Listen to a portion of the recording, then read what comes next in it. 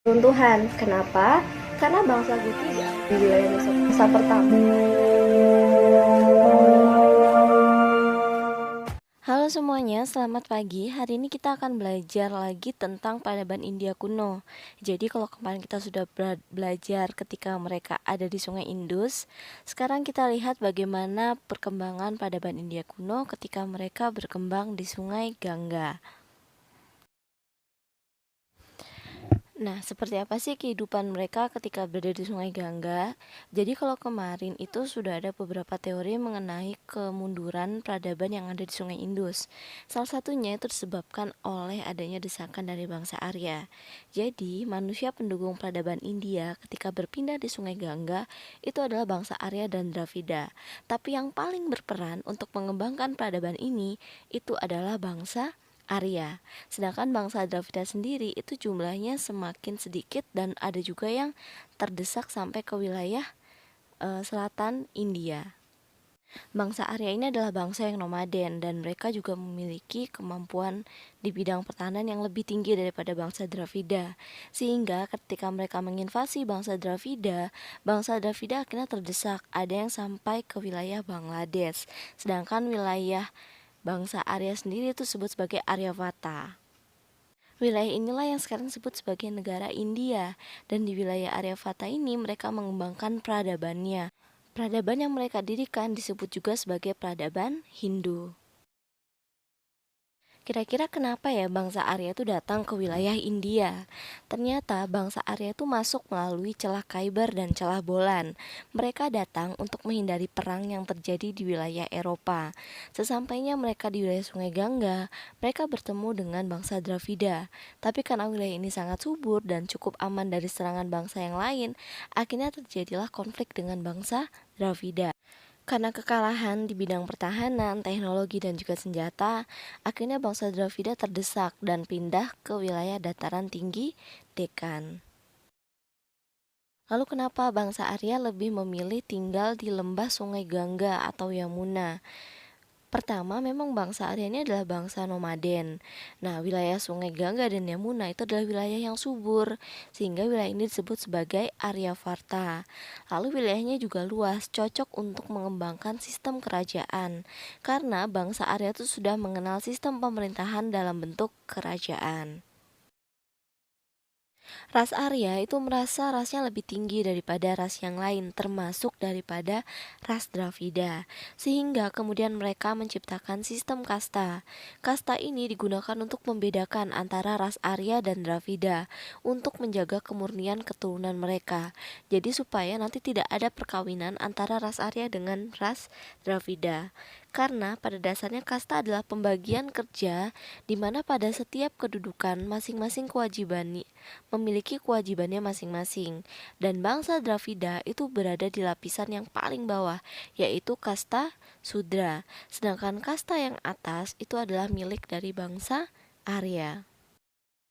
Sehingga muncullah peradaban yang baru, yaitu peradaban Hindu, di mana peradaban Hindu ini adalah hasil akulturasi kebudayaan antara bangsa Arya dan juga bangsa Dravida. Sekarang kita lihat pada sistem kepercayaan yang mereka kembangkan. Bangsa Arya cenderung memuja pada sosok dewa, dewa dalam artian laki-laki, sedangkan bangsa Dravida itu lebih memuja sosok seorang dewi. Kepercayaan yang muncul di India itu merupakan perpaduan antara budaya barat dan timur, antara Yunani, Romawi, dan juga Dravida, sehingga muncullah agama-agama yang mengenal sosok banyak dewa dan dewi. Kenapa bangsa Dravida banyak menyembah dewi? Karena memang basis perekonomian mereka adalah pertanian. Tapi masuknya bangsa Arya dan mereka adalah bangsa pengembara, mereka mengenalkan kepercayaan akan dewa-dewa. Sehingga muncullah perpaduan. Dewa-dewa bangsa Arya itu berkaitan dengan dewa-dewa alam. Kemudian itu bercampur dengan kebudayaan bangsa Dravida. Sehingga muncullah dewa-dewa alam yang baru seperti dewa Agni, Indra, dan juga Rudra. Dan setiap dewa-dewi itu menghendaki adanya ritual pengorbanan. Nah, di sini sejarah India periode Hindu itu dibagi ke dalam 4 zaman. Ada zaman Weda, zaman Brahmana, zaman Upanishad, sampai dengan nanti munculnya zaman Buddha.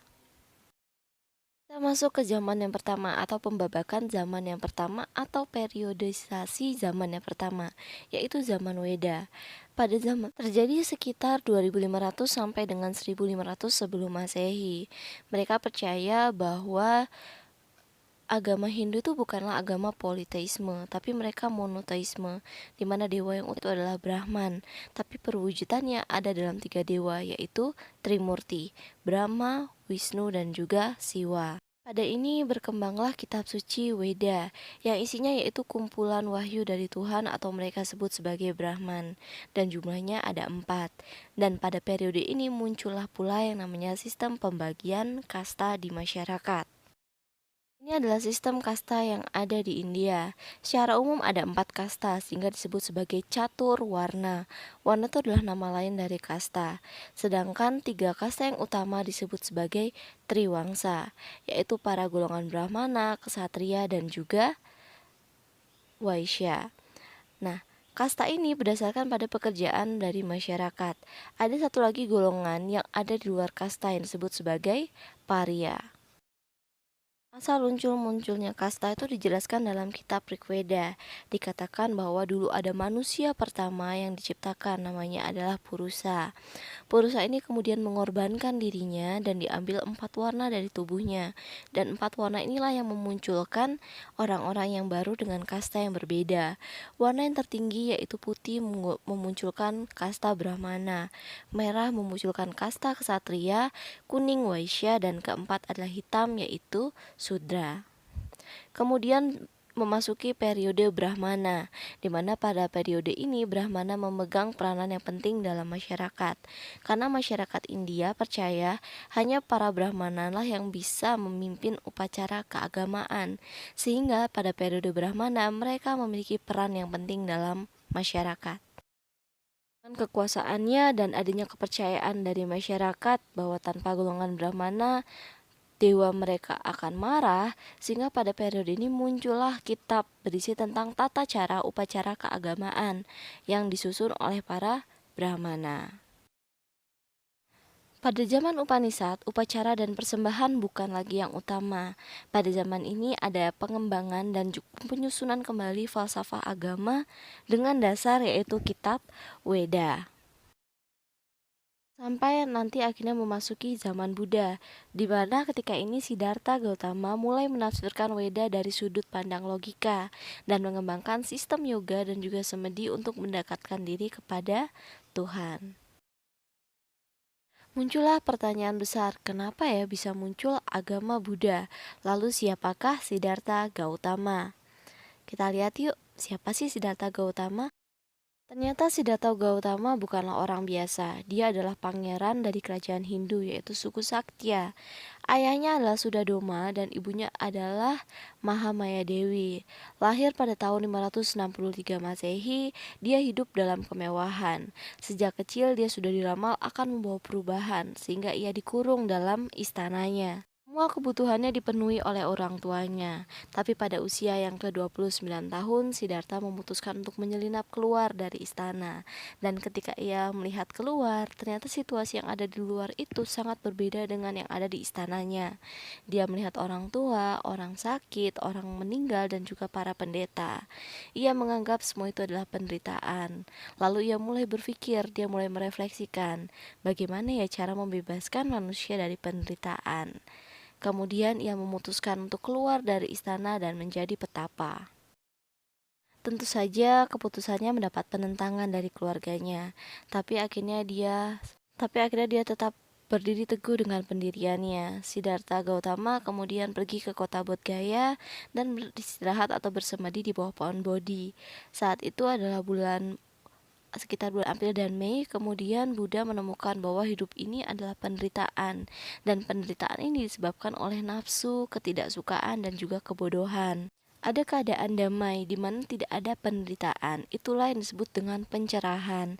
Namun pencerahan ini hanya dapat dicapai hanya dengan melakukan dan menghayati 8 jalan mulia, yaitu berpandangan yang benar, pikiran yang benar, ucapan yang benar, perilaku yang benar, penghidupan yang benar, usaha dan benar, perhatian yang benar, dan konsentrasi yang benar. Pada awalnya agama Buddha ini sulit untuk berkembang di India karena dia ajarannya sangat menentang dari ajaran agama Hindu yang sudah berkembang di sana. Lalu bagaimana perkembangan agama Buddha setelah Siddhartha Gautama meninggal? Ajaran Siddhartha terus berkembang sampai akhirnya muncullah dasarnya itu kitab Tripitaka. Agama ini berkembang pesat di bawah kepemimpinan Raja Asoka dari dinasti Maurya. Dan akhirnya nanti 78 Masehi terjadi perpecahan, yaitu dua aliran Mahayana dan juga Buddha Hinayana. Coba dong kalian cari apa sih bedanya Buddha Mahayana dan juga Hinayana. Ada beberapa doktrin penting dalam ajaran agama Brahmana, yaitu samsara dan juga karma. Nah, menurut agama Buddha, untuk keluar dari lingkaran itu harus melakukan yang namanya reinkarnasi dengan cara melakukan pengasingan total dan juga yoga. Sedangkan dalam kitab Upanishad, itu dengan melakukan pengasingan dan meditasi total, manusia akan bisa mencapai moksa atau bersatu dengan Brahman. Sekarang kita melihat seperti apa sih kebudayaan pada masa India kuno, terutama pada masa periode peradaban Hindu dan Buddha. Secara teknologi, mereka sudah mengembangkan banyak teknologi, seperti sudah bisa melakukan pengukuran jarak, massa, dan waktu, membuat timbangan dalam ukuran yang seragam, teknik metalurgi yaitu mengolah timah, perunggu, dan juga tembaga, serta sudah bisa membuat galangan kapal walaupun masih sangat sederhana. Di bidang kesenian, mereka sudah bisa membuat ukiran, stempel atau cap, sudah bisa membuat tembikar, perhiasan, dan juga arca yang mendetail dan dibuat dari bahan perunggu. Selain itu, mereka sudah mengembangkan beberapa karya sastra seperti Ramayana, kemudian cerita Mahabharata, dan ini juga masuk sampai ke wilayah Indonesia. Selain itu mereka juga sudah bisa membuat yang namanya candi. Nah, kalau kalian amati bentuk-bentuk candi yang ada di sana itu juga mirip dengan yang ada di Indonesia. Mungkin yang membedakan adalah bahannya. Kalau di Indonesia banyak yang terbuat dari batu, di sana beberapa masih terbuat dari tanah. Tapi kalau kita amati bentuknya relatif menyerupai dengan yang ada di Indonesia. Ini juga ada contoh yaitu Ellora. Ellora ini strukturnya mirip dengan yang ada di Jawa Tengah, yaitu candinya dibangun di bawah tanah. Nah, mereka juga sudah mengembangkan sistem tulisan. Mereka sudah mengenalkan bahasa dan juga huruf Palawa. Lalu bahasa Sanskerta. Selain itu mereka juga sudah mengenal sistem angka, dan angka-angka ini mereka manfaatkan untuk kehidupan sehari-hari termasuk dalam bidang perdagangan. Di bidang kepercayaan itu selain ada agama Hindu dan Buddha, itu juga ada agama yang namanya adalah Jainisme. Tapi Jainisme ini tidak berkembang pesat layaknya agama Hindu dan Buddha. Dia mengatakan bahwa Hindu itu bukanlah agama, melainkan sebutan untuk orang India yang memiliki agama semuanya adalah Hindu, tapi disesuaikan dengan dewa atau dewi apa yang mereka sembah. Nah, sedangkan Jainisme itu tokohnya adalah Nataputa Vardhamana. Agama Dharma bermakna agama penahlukan. Maksudnya menaklukkan kodrat syahwati di dalam hidup manusia. Kitabnya disebut sebagai Siddhanta. Sedangkan Buddha sendiri itu menentang sistem kasta yang ada di dalam agama Hindu. Tokohnya yaitu Siddhartha Gautama. Lalu mengapa ya agama Buddha tidak dapat berkembang pesat di wilayah munculnya agama itu sendiri, yaitu di India?